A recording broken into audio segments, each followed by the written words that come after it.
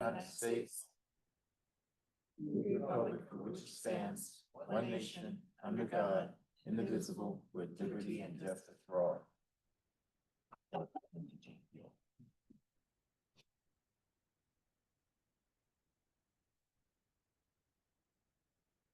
Okay, up next, we have roll call.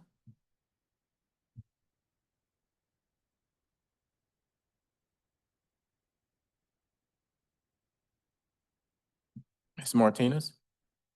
All counselors present except for Counselor Carson, and his absence is unexcused. Thank you. That brings us to the next item on the agenda approval. Counselor Jan Vigil. Mayor, I move that we approve the agenda as presented, not excusing Mr. Carson from the meeting. Second. We have a motion and a second. Do we have any further discussion? If not, please start voting. Ms. Martinez? The motion carried unanimously. Okay, thank you. That brings us to the next item on the agenda, the citizen comments. This is the segment of the agenda to where those who have turned in comment cards, you will have an opportunity to come up to the podium and speak it to one of the mics. We do ask that you keep your comments to within 3 minutes, in which we keep the time right in front of you. If you are still talking at the 2-minute mark, I would politely ask you to end your remarks at that particular time. Ms. Martinez, I have 4 cards that I'm gonna get these people to come up to the podium, and then we'll go to Zoom. Okay, we have Richard.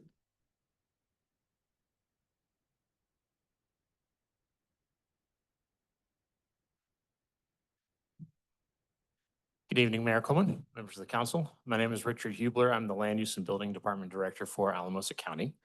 And I'm here this evening to address an item that you guys have a little bit later on your agenda. Since this normally doesn't come with a public comment section, so we'll certainly be back as well later in the process. But I also wanted to get a chance to introduce the project to you guys. So you'll hear a little bit later from Coroner DeZuris about what he's been working on over the past several years. And as part of that, the county started looking back in the end of 2023 to kind of find him a new and better location. We explored with the city staff a number of different alternatives, including a building at our existing maintenance facility on Lava Lane, and ultimately decided that the best option would be to utilize some of the underutilized property at the Road and Bridge facility. So the application before you guys ultimately is to consider an annexation of a small tract that we've created in the Road and Bridge property. We've been working on building the building since then, so you might have driven by there. It's directly across the street from the Family Recreation Center, and it'll provide some housing for the coroner and his staff and deputies, as well as the vehicles that we utilize for that process. So I'm just kind of wanted to give a little bit of background on that, and that's all I've got to add. Thank you. Thank you. Up next, we have Mr. Perry.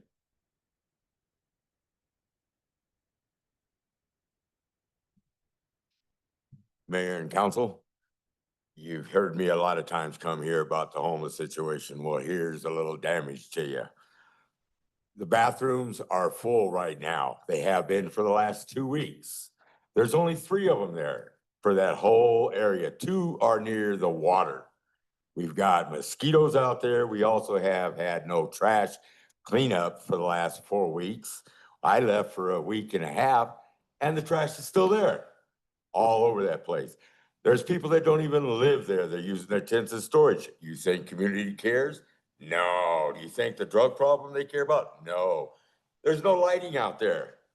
There's no trash can except for way over there, 300 yards away from over here. They've cut the bathrooms. There's not even a handicap. I can't take my walker. I can't. There's people that come with wheelchairs. There's no handicap. Where's the handicap bathroom? Where's the situation?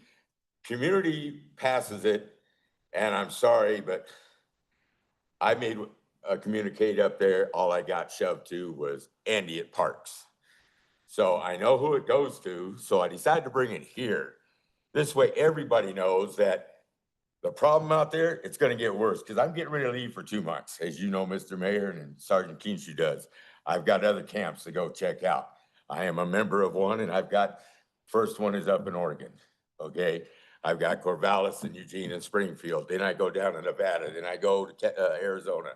I've got a lot of going on. This is not something that is a whim. It's 65 years of me doing this. So now that it's been what's going on there, Miss Heather Sanchez, I'm not putting you on blast, but they sent me to you saying you're the one that is to fix all those problems. So I brought it here so that way everybody knows they're out there complaining. People are shitting in the bush because they can't go into the bathrooms. Okay, there's people that have to walk from over here to there, 300, just to get water. And it's right next to the bathrooms and right next to the swamp where the mosquitoes are. We need some situation taken care of, and I appreciate I'm gonna be gone, but I might be back one more time. Y'all have a good one. Glad to talk to y'all and let you know. Thank I'll you. keep you informed. Thank you. Have a good day. God bless y'all. Bless you. Okay, up next, we have Mr. Desires.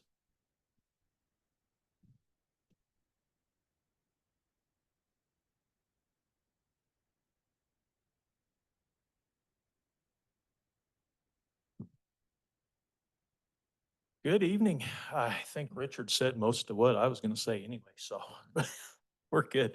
My name is Joe Desires. I just thank you for the opportunity to come out here and introduce myself. I haven't met a lot of you, so I am your local Alamosa County coroner. Really, when I took office, I saw things that worked and I saw things that didn't. And we have been working hard to, mainly just try to build relationships with the PD and the ESO and making our working relationships work smoothly and well. And I've seen an amazing turnaround in what we do. Our response times are good, and we can get on a scene and it flows, and I'm very, very proud of that.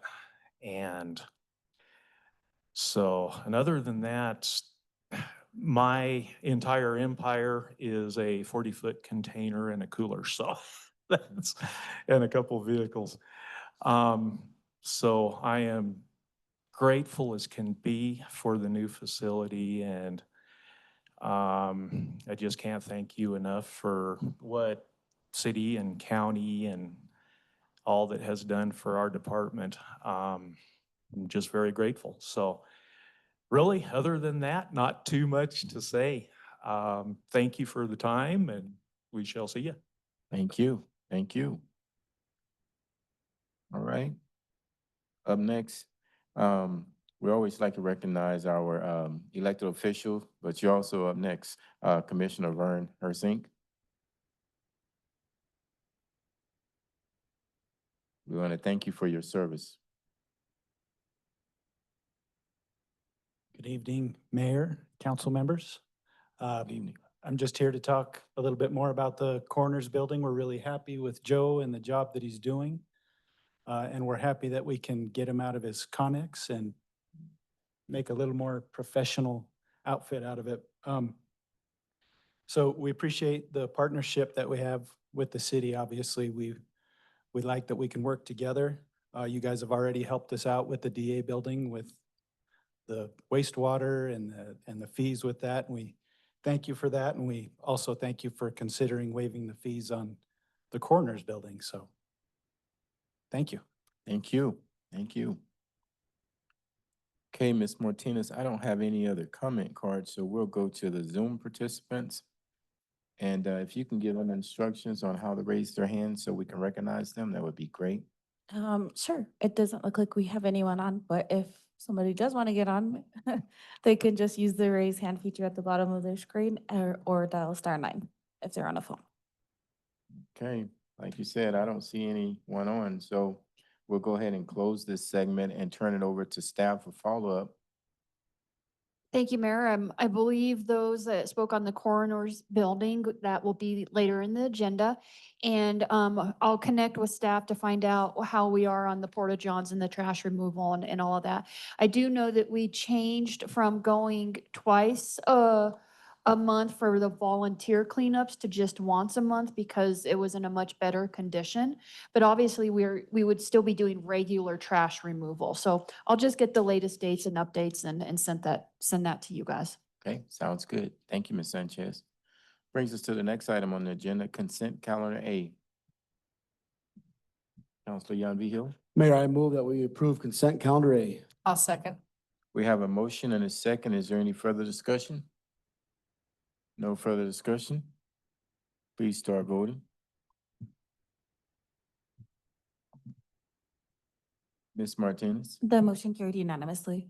Okay, good. That brings us to the next item on the agenda, regular business, presentation from outside agencies, an annual update from our funding partner, the Alamosa Citizens.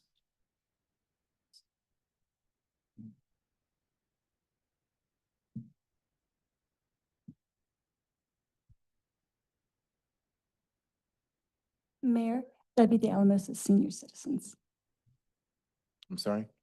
I'm gonna brag on them. It's the Alamosa Senior Citizens. Okay. I don't know what I said, but okay, No worries, no worries. sorry. Just giving her a soft opening. Thank you. So I'm short, so I'm going to stay at this side of the table. Thank you, Mayor Coleman and City Council members and city staff. It's a true honor to be in front of you guys this evening, representing the Alamosa senior citizens. As the new director, I'm humbled to take Lynette Cotton's place, who served the center faithfully for almost a decade. She guided the center through the pandemic. She raised the membership from 190 members to over 250. And today we're continuing that tradition in serving and dedicating to the seniors of not just Alamosa, but the entire San Luis Valley. So this past year, the Alamosa Senior Citizen Center served over 300 adults aged 50 and up who are the heart of our mission. We provided 270 fitness and wellness classes, offered over 700 hours of volunteer opportunities, and served as a staging area for more than 34,400 meals, both in the congregate center and at home in partnership with the Area Agency on Aging. In December, we started our Thursday food program, and during the month of December, we served 229 meals, filling that gap due to the budget cuts from the Area Agency on Aging. We're more than just a senior center. We're a family. We're a home. We're a community hub. We're a place for seniors to gather and live independently with dignity for as long as possible. Tonight, I want to share a little more than just last year's numbers. I also want to share what we see coming. So the Colorado State Demographer's Office is projecting a 20% increase in older Americans in the next 5 years. That means in 2030, 1 in 5 Alamosa County residents are going to be 65 or older. That's a huge increase in a short period of time. With the increase in older adults, we're going to see an increased need in services keeping them at home. So expanded meal services, transportation assistance, so on and so on. It brings both opportunities and challenges having an older population. Yes, we have to expand services, but we also get to take part in their wisdom and intergenerational cooperation. And that's what we're trying to position ourselves at the senior center for. So we've already started. In 2024, the cost of our programs exceeded our income by almost $33,000. We were able to meet that gap by the generosity of our donors, grants, membership dues, and fundraising events. We're continuing that, but we're ramping up the grant opportunities, and we're looking for partners with SLV Go, AHEC, those kinds of things, so that we can expand our services, but also expand our resources. So looking ahead, we're already starting new activities. We've started line dancing, we've started Tai Chi, walking groups with SLV Go. We've got many other things in place that we are planning to start rolling out the rest of this year and into next year. So that's all I have for you guys. I appreciate it. I welcome any comments or questions. Okay, I'll turn it over to some of our council members, and I apologize. I see what Councilor Krebs said. I did not put the senior in front of the citizens, so I apologize. That's okay. Seniors is a bad word. No, it's okay. I think I'm I don't still wanna in be one. denial or something. Go ahead, Councilor Krebs, and then Councilor Yonville. Thank you, Then Mayor. Councilor Hensley. I just like to follow up with just how much, it hasn't changed, but it hasn't stayed the same. And you've done so much with the seniors in this past year to not just educate the public on everything that the senior center has to offer, but to educate the seniors that go there regularly that they can be so much more than bingo and lunches. And so just kudos to you on everything you do, and keep up the good work. And Thank you. hopefully I can help you out whenever needed. Thank you. Okay, we have Councilor Hensley next. So I'll echo what Councilor Krebs said with the idea that obviously the idea of what seniors, where seniors are now versus 10, 20, 30 years ago is huge. But what I also like is the creative ideas, both from an idea of what to offer for the seniors to include and have them be engaged, but also with the idea of how to bring in more money, and because obviously things are tightening up. And so with that, I just want to tell you how much I appreciate the thinking outside the box and also opening the eyes to where it's going. So thank you. Thank you. Okay, and so I'll go ahead and just wrap things up. Thank you and your team for what you're doing for the seniors. And do you all have any big trips planned?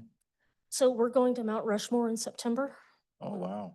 and we're looking at Canada, whether East Coast or West Coast for next year. So just pencil that in, maybe. Yeah. I think I A qualify little now. Vancouver or a little Halifax, maybe. Thank you so much. Thank you. All right, you have a great day. Thanks, you too.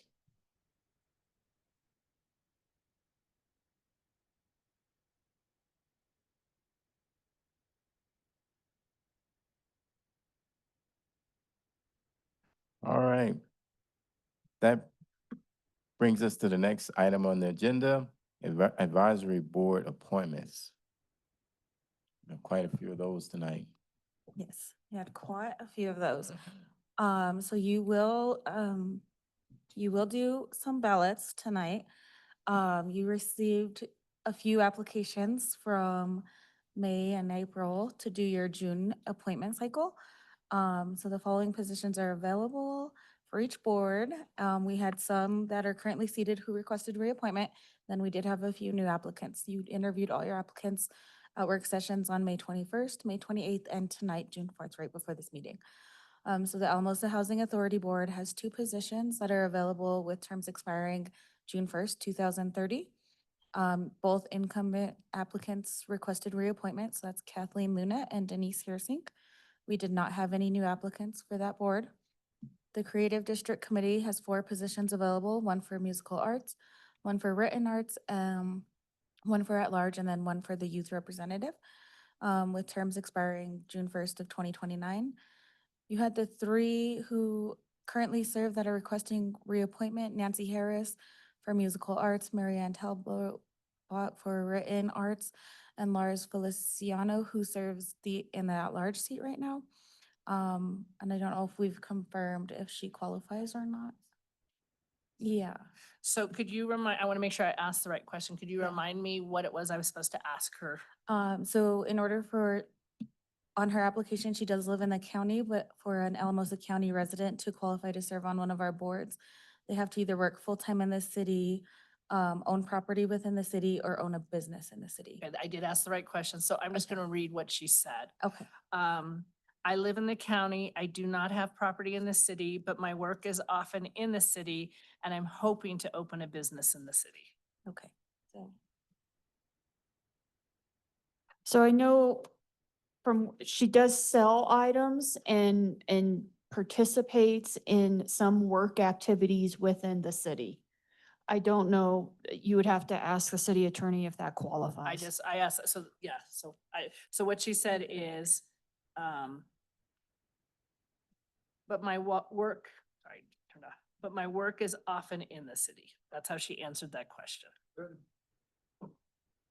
That does not sound to me like works full-time within the city. Okay, so then she does not qualify.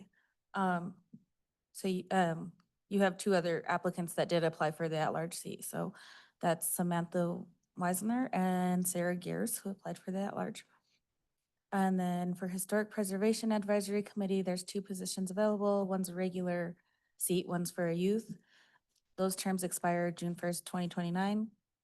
You had your incumbent reapply. That's Patrick Stanford, and you did have one new applicant, Caroline Gabe. The Homeless Coalition has 8 positions available: the Health System Representative, Business Community Representative, Local Landlord / Property Management Representative, the Veteran Representative, Professional Substance Misuse Representative, Lived Experience Representative, and all those ones have terms that expire in 2029. The Veteran Representative seat expires in 2027. So you had 2 that currently serve on the board reapply, Kelly Adams, who currently serves as a housing representative, and Donna Weehee, who served as the health system representative, but since she retired, she did reapply for the at-large seat.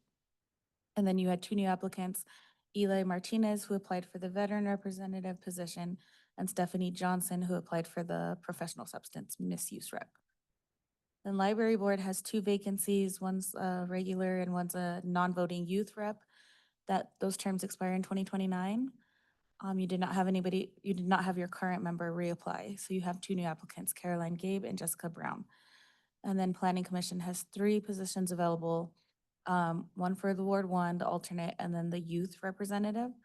The terms expire 2030, 2026, and 2030 respectively. You had your Ward 1 person who currently serves reapply, so Reina Martinez. Then you had 2 new applicants apply for Ward 1. Jordan Cisneros and John Adams. John Adams currently serves on the Planning Commission in Ward 3, but since he moved, he had to apply for Ward 1. So you'll vote on that. And then the Rec Board has 2 positions available, the regular and the non-voting, and the current member did not wish to reapply. And we did not receive applications for that board. Okay. So 2 things, council. First is I have a problem with Lattice and the creative district. We put her on there 2 years ago. She's been a phenomenal member.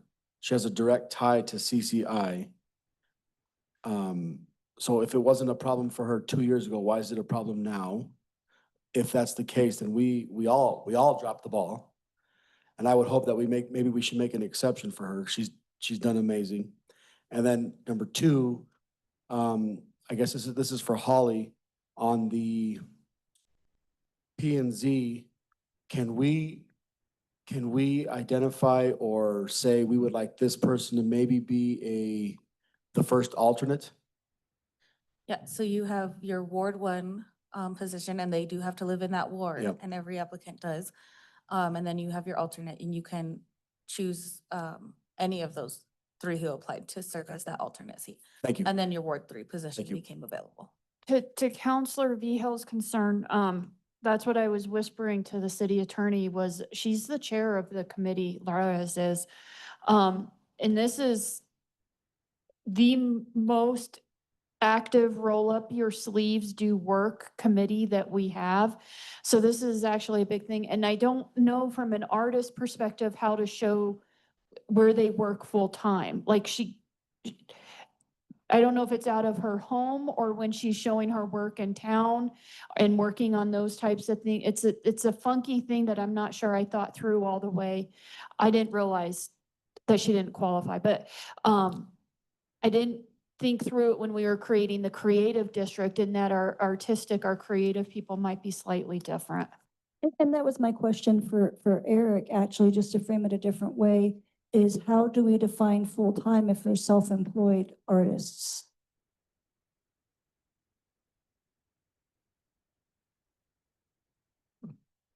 I would And this is recommend probably, a reconsideration of the definition. and this is probably further fodder to take to the voters than the next November, that as long as they're living in Alamosa County, that we're probably comfortable extending that and making that a little more relaxed, which I think we had talked about before.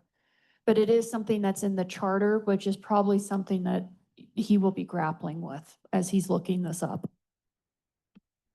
While we're waiting on him, I think anyone else had a question? I have a question for Ms. Martinez. While we were interviewing Mr. Ruleball, he mentioned that he might be interested in the rec board position. We just interviewed him and you don't have you have an opening there.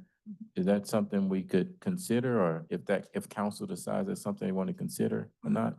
If he's interested, yeah, he could just like let me know and then you guys can do an official appointment at your, if he said yes in this meeting. Oh, okay. I think we just. Okay. We'll ask him and then I if thought he he- does, I'll ask him and then if he does, I'll bring it Okay. at an. I didn't hear that part. So I'd like to hear that. Guess I would add, since, are you still thinking and looking? Well, because I can fill in a little, I have another question.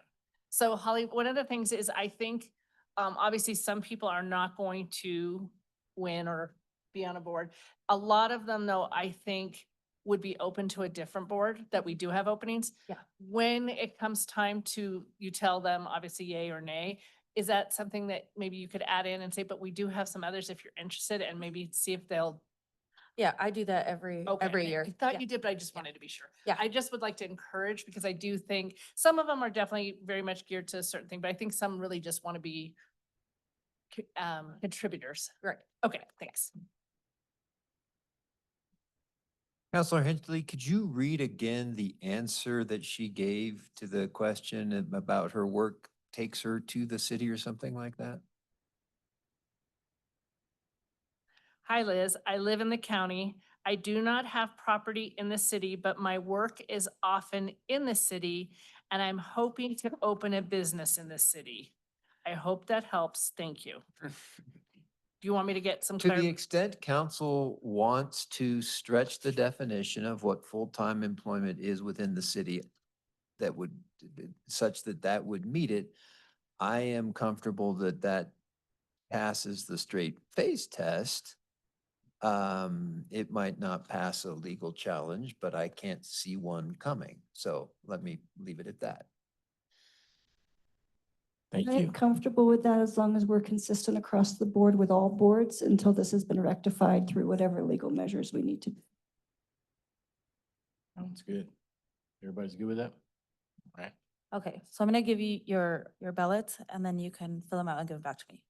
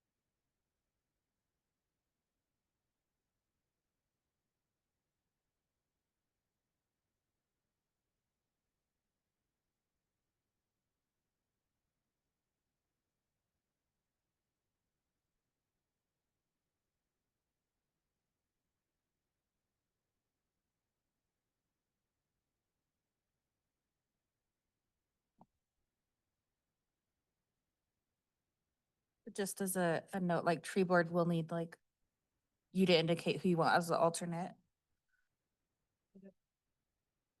For tree board, there's 3 people that applied and there's 2 regular positions, and an alternate plus the youth. So I just need to know, like, if you appoint the 3, who's gonna be the alternate?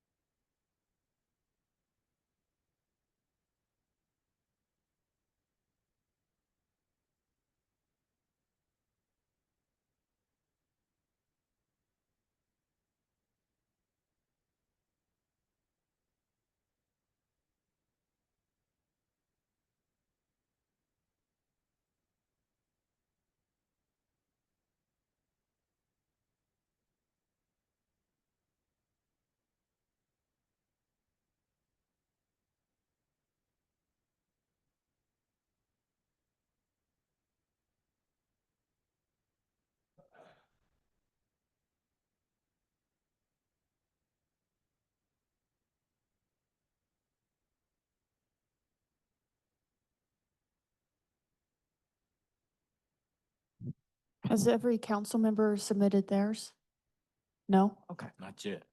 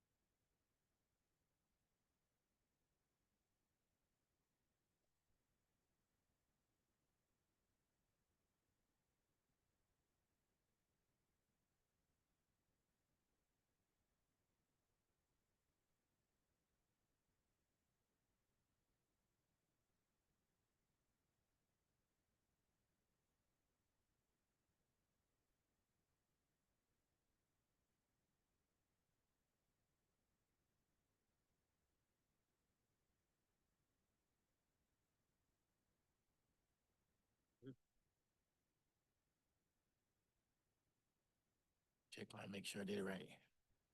In case.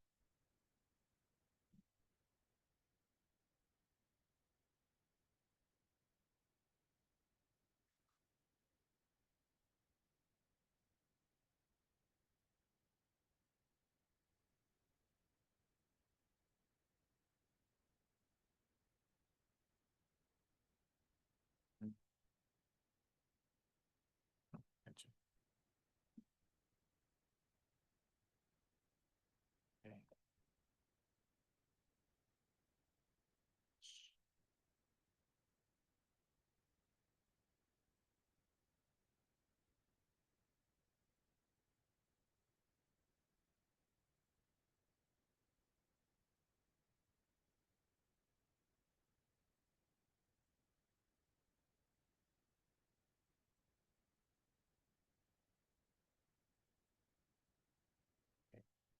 So, but this one is my, the Ward 1, and this is dog. This one, really? Mhm.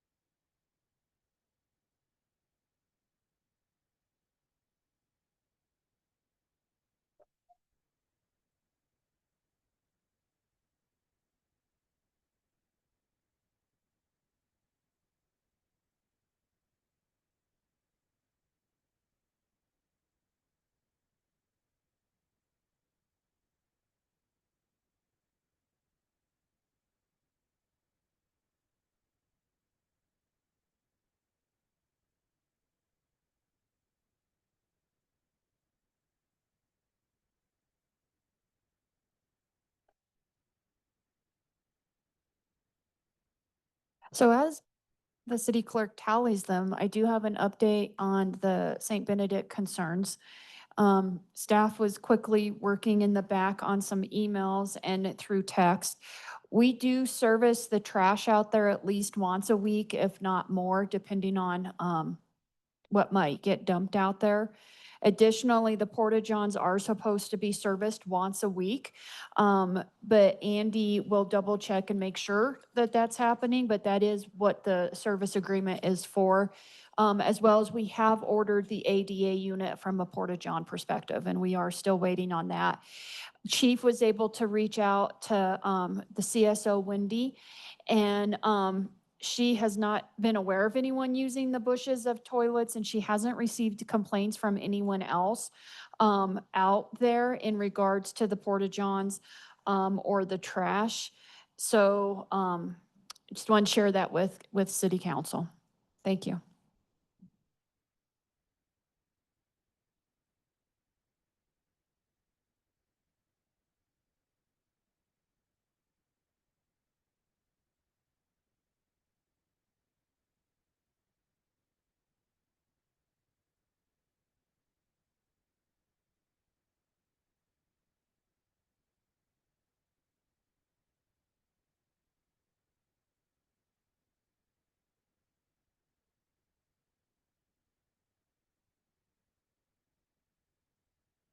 So additional information is Harry Reynolds is looking at the camera at the homeless camp, and he says the dumpster doesn't look full and the camp looks fairly clean. We did do the cleanup 2 weeks ago, but he can't see the whole thing because apparently there's a mosquito on the camera, so.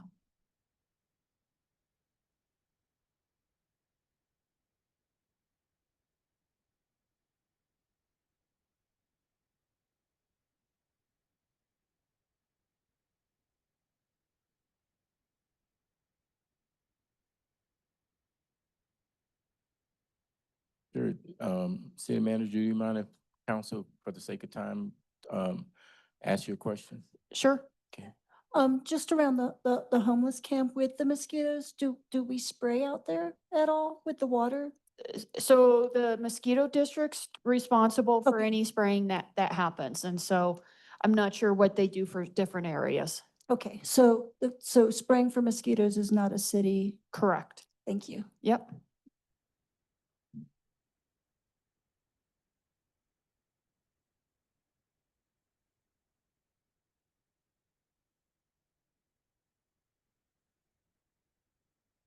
I do think we can probably reach out to them, though. I think if residents feel like they've got a certain problem going on, that they can reach out to the mosquito district. So we can just share information with them that we've gotten a complaint about mosquitoes.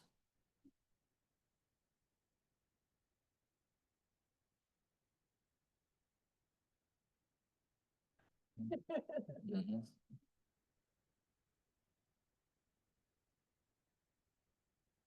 They're spraying as we speak.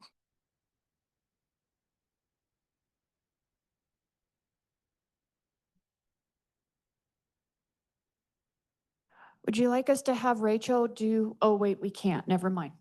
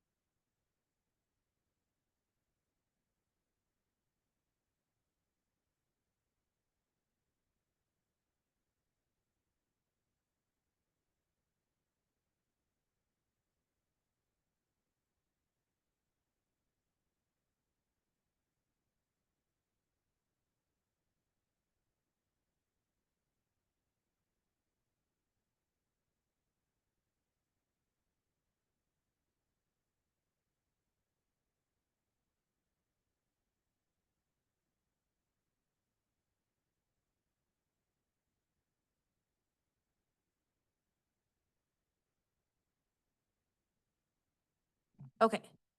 I'm ready to tell you who you appointed, and then if you guys want to make a motion afterwards for that. Okay, sounds good. Okay, so for the Alamosa Housing Authority, you guys did reappoint both Kathleen Luna and Denise Hearsink.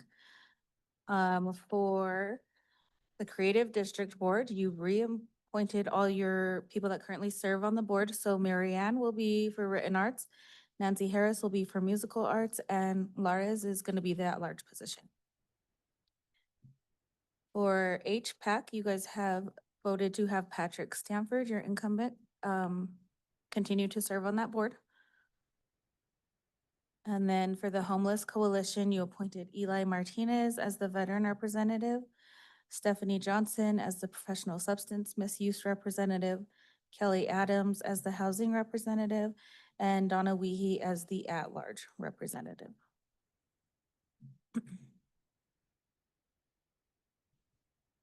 And then for the library board, you guys have appointed Jessica Brown to the board. And then for planning commission, you guys appointed John Adams to serve for the Ward 1 position. And you appointed Reina Martinez to serve as the alternate. And then tree board, oops, I didn't put that on there. Tree board, you have reappointed your incumbents and then appointed Samantha Brooks to serve as the alternate. Okay, that's all of them. So we'll just have one motion, Counselor Young. Mayor, I move that we approve all the names that Holly said for all these different boards about 30 seconds ago. I'll second. Okay, we have a motion and a second. Any further discussion? If not, please start voting. The motion carried unanimously. Thank you. All right, that brings us to the next item on the agenda, business brought forward by city staff. First reading of ordinance number 15/2025, amending section 18-47, bless you, of the code to eliminate vendors' ability to retain 2% of sales tax collected to offset cost of collection and remittance. Ordinance number XX 2025, amending sales tax retention. Thank you, Mayor. When this was created, a long time ago, it allowed vendors to retain 2% of sales tax with a cap of 100 to offset any costs they might have in filling out paperwork, submitting the sales tax to the city, all of those types of things. Since that time, with technology, the burden to do that is obviously much less. It's much more streamlined. We were fine still having it. We actually don't have any vendors that take advantage of that.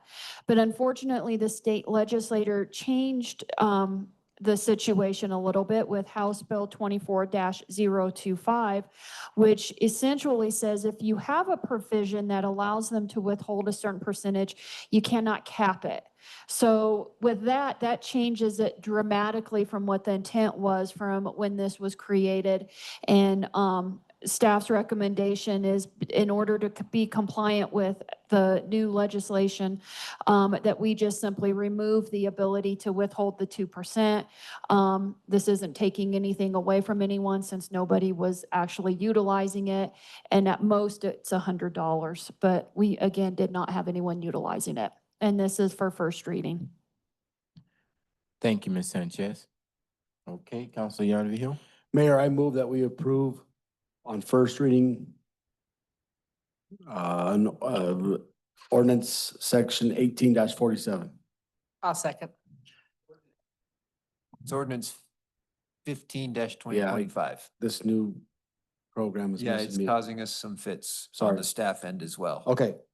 I move that we approve on first reading ordinance number 15-2025 And set it for, and set it for a public hearing on June 21st or soon thereafter. it's June 18.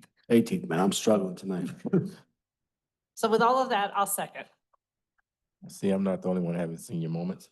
Okay, we have a motion, a second. Any further discussion? Please start voting.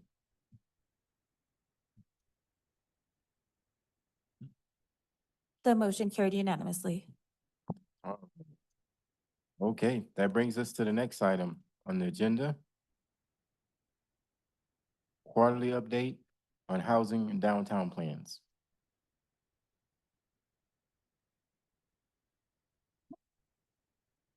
Deacon thought he goes before me.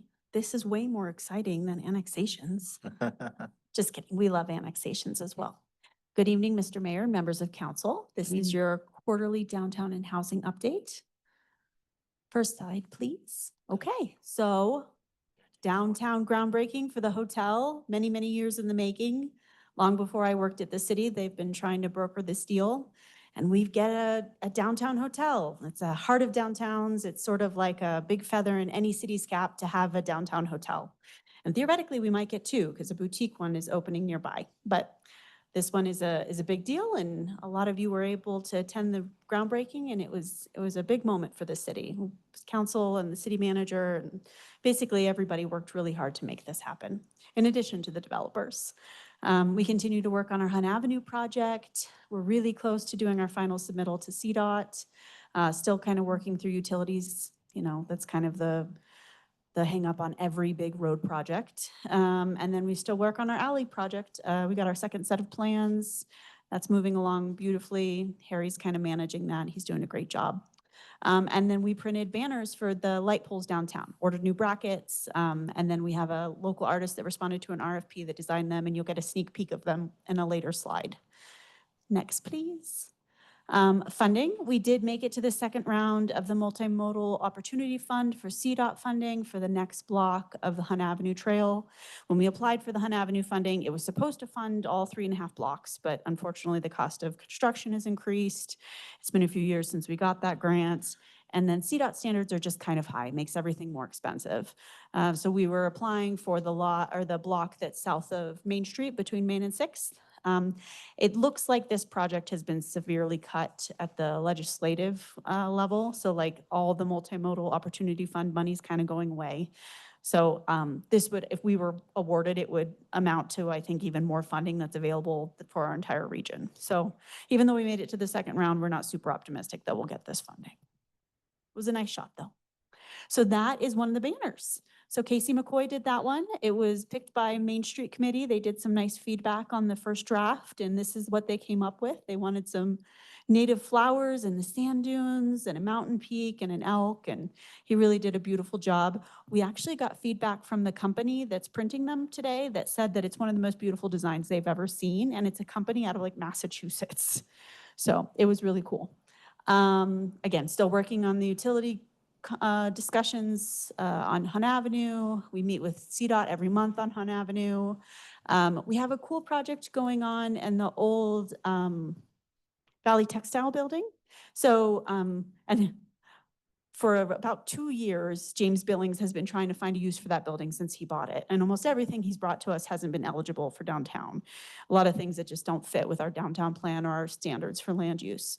And so he got really creative, and he's moving his offices, so Valley Lock and Security and Billings Electric, he's moving them into that building. And then he's doing a whole facelift on the building. It'll be beautiful.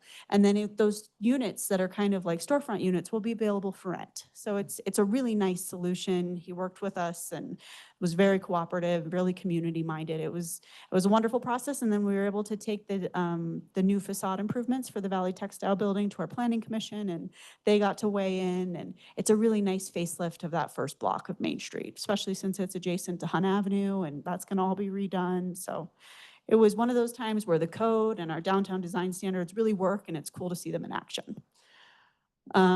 Working on printing banners. We also did see the kind of the first layout of what the retail space will look like for the Alamosa School District. It's just a footprint, but we know that they're setting aside enough square footage to meet the standards that were set aside by Planning Commission and Council. And we had a wonderful meeting with the official Colorado Main Street organization out of DOLA, who love us, in particular, Councilor Hensley and our city manager. But like have just been waiting with bated breath for us to apply to be a Main Street community. Like it was kind of a stressful week, and like this meeting was so wonderful. And she basically told us that if we applied tomorrow, like we'd probably be created a Main Street community faster than anyone ever has been in Colorado. And so I don't know if we're gonna do a timeline that aggressive, but I mean, that's how excited they were about us participating in the program. So we're an affiliate community, which doesn't really mean anything. If we became an official Main Street community, we have access to technical assistance and funding, but it was just really cool to see how excited they were about Alamosa.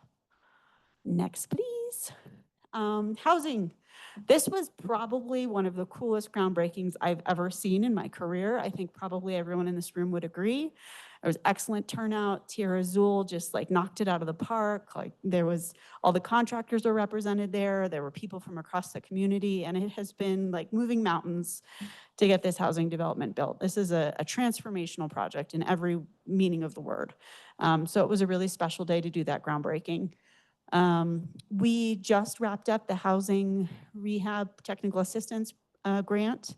And so that was a company out of New York City, and Community Builders, which is a Colorado company, that did some outreach for us. And we have a final document that's about 80 pages. That's 4 programs that we think are very implementable in Alamosa that we can do to try to help people save their houses before they get to a point where we have to tear them down.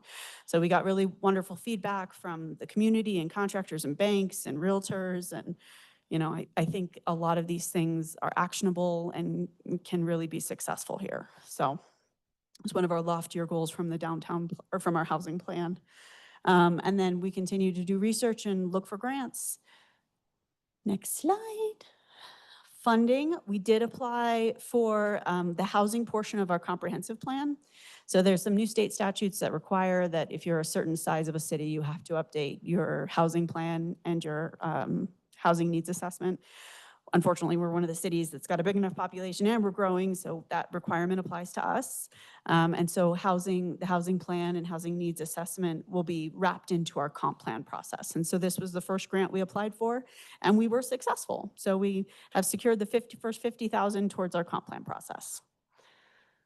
And we're partnering with the county so that we can both check that box about us having done our comp plan. So they're great partners. And all they have to do is just loan us Richard a lot, and I think he's okay with it.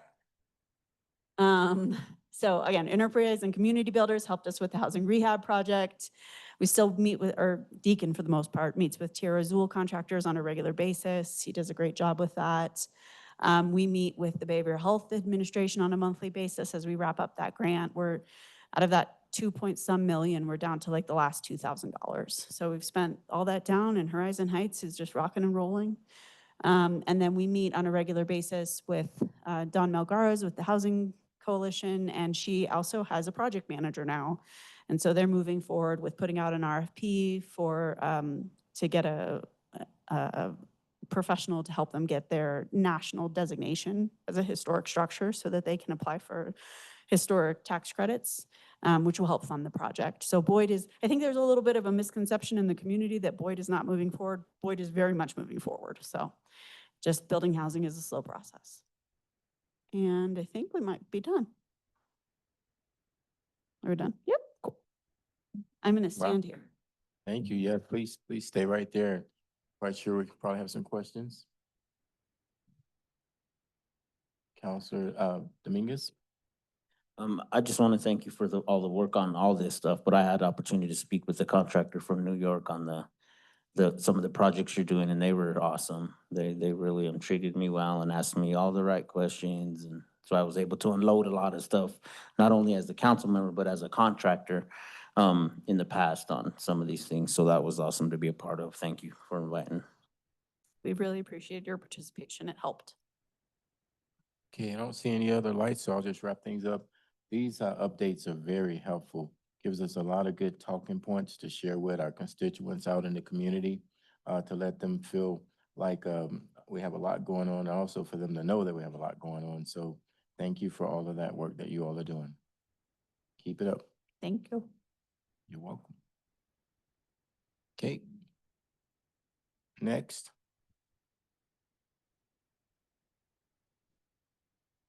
Let me see. Resolution number 10-2025, a resolution finding substantial completeness of the Alamosa Corners annexation petition and setting forth details in regards thereto and setting a date for a public hearing to consider said petition. Gesundheit. All right, thank you. There is a little bit of a typo in that title. It should be substantial compliance and not substantial completion, but the actual resolution says substantial compliance. So it's been about 3 years since we've done an annexation. So just kind of a little bit of a overview of what that process is. It's a multi-step process. Most of it is governed by state statute. Actually, all of it's governed by state statute. This is the first step. So it's a substantial compliance. So really it's the plat and the petition. So those are the big things that we look at, make sure it checks all the boxes. The plat has to have certain things. The petition has to be signed by, in this case, 100% of the owners. And really, essentially, as long as those conditions are met, council has a little choice but to say, yep, it's substantially complete. The next step after this, between 30 and 60 days, is when the eligibility hearing would be. And so really that involves making sure that there's 1/6 contiguity with the current city limits, and also it's in conformance with the 3-mile plan. Then after that is when you all get to decide, are we annexing or are we not?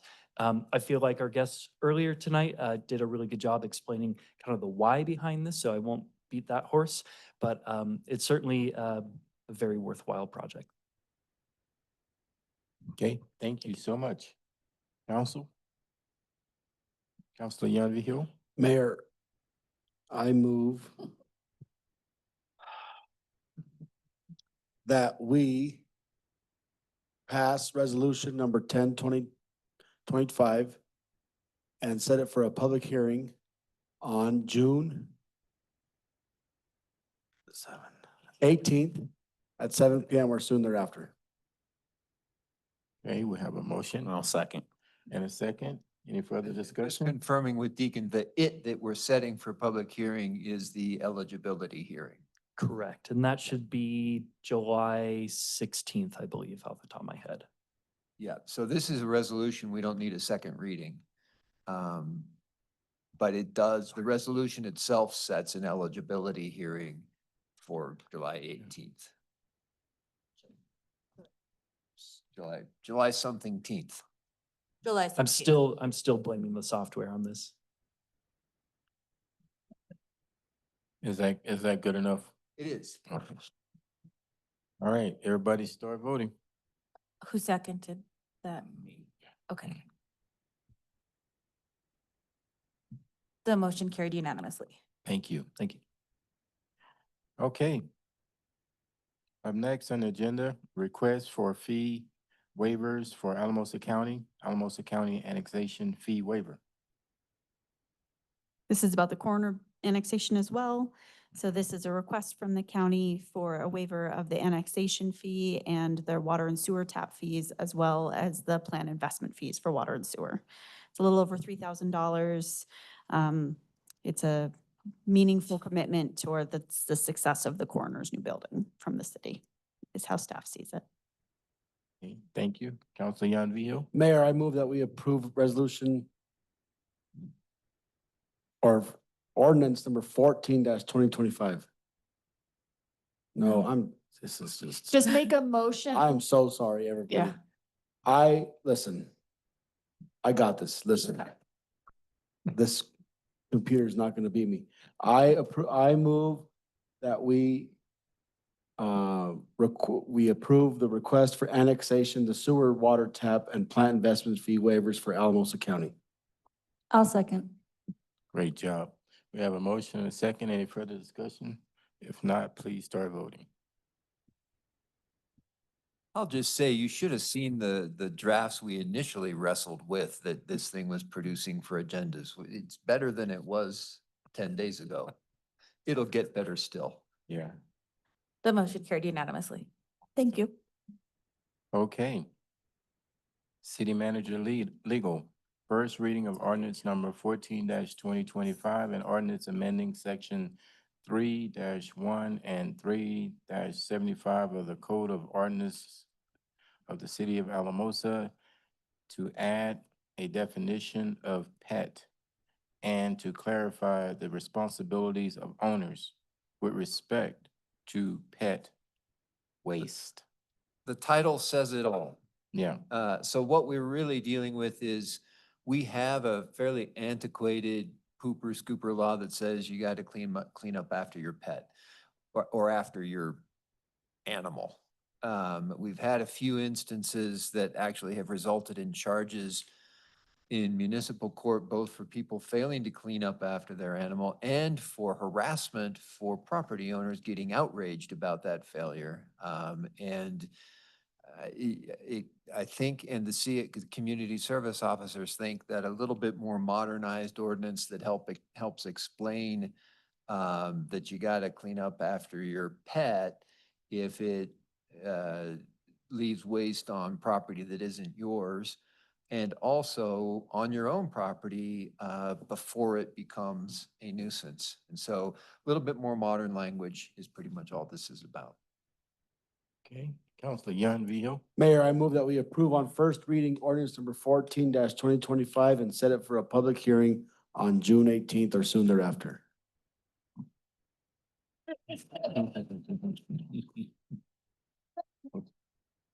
Did we get a second yet? I'll second, but I do have a question. Okay, so now we're gonna open up for discussion. Just the definition of pet, can you expound upon that a little bit? Well, so the way that the ordinance is currently written, it would require you to clean up after your horses in a parade, Okay. which we don't do. So it defines a pet, and you may not, I don't know whether you're asking me to read it, but it defines now a pet as a domesticated animal kept for pleasure or companionship, including dogs, cats, and pot-bellied pigs. City of Alamosa is forever going to reference pot-bellied pigs, and specifically excluding livestock. So really, dogs and cats is what this primarily is directed at. I was just curious. Thank you. Okay, thank you, Councilor Graves. We have a motion, a second. No further discussion. Please start voting.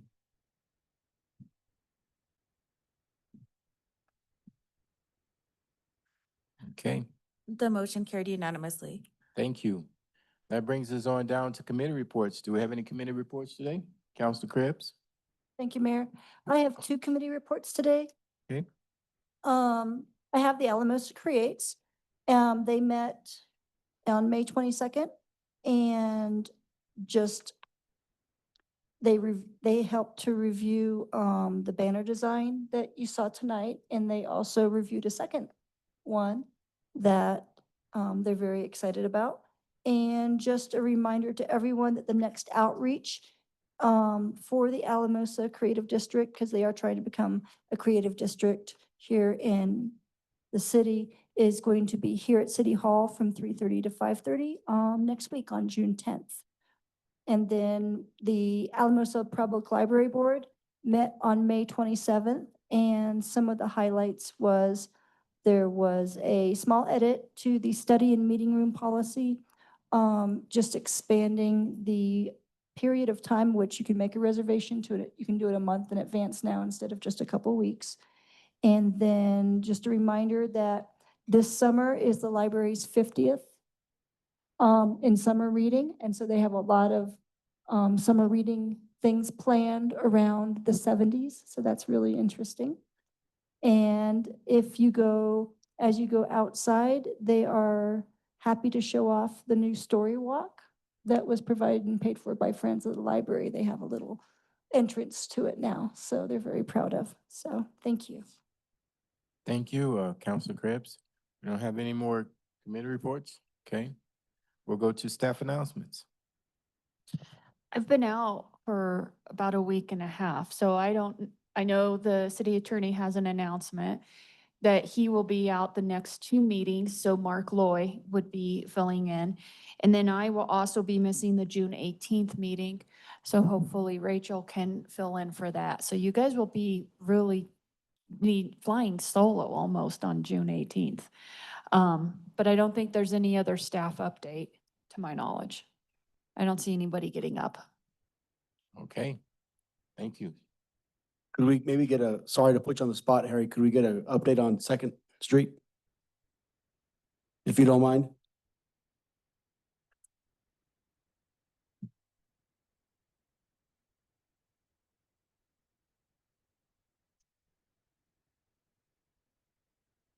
Don't worry, I got this. So we kind of broke it down into three phases. The first phase was just that initial block by Cole Park. Second phase is from State Avenue to Ross Avenue. I didn't make it out there this afternoon to see if we finished the paving there. The rain came in a little earlier than it was expected, so we may not have finished that. But starting next week, we'll start doing the utility work from Ross to West, which is water and sewer, and then we'll start the actual groundwork. So everything's really on track. We hope to be real close to finishing by the mid to the end of July. So everything's going good. Can I ask a question on that? Yeah. So when you do the each phase, so like the one that's State to Ross, when that's done, do you open that up to do the next one, or does it just keep? No, we'll open that all up. So, you know, that'll kind of be the workaround for those residents in the, you know, Ross to West Avenue area. So. And then just commenting that Boys and Girls Club area, you've obviously been very busy there too. I really like the way you've done the detour. It makes it really easy to follow because obviously that's a real busy area too. Yeah, you know, really got to give credit to Van Orden Builders. They're really taking control of the project. Them and Alcon, we've just helped provide signage for that. So. Yeah. On Second Street, are you gonna go from west to Adams State, or does it finish at west? It stops at West. We'll get into the intersection a little bit, but it doesn't go past that little jog. Okay, thank you.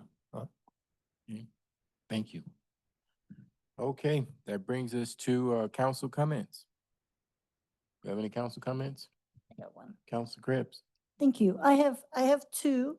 One, I just wanted to do a huge thank you and congratulations, not just to all the residents of the city that were selected to serve on boards, but for the ones that even came out to apply. It just shows their interest in wanting to be part of the city and its decisions. And yeah, it's a lot, but I'm happy that it's a lot and we're not struggling to fill boards.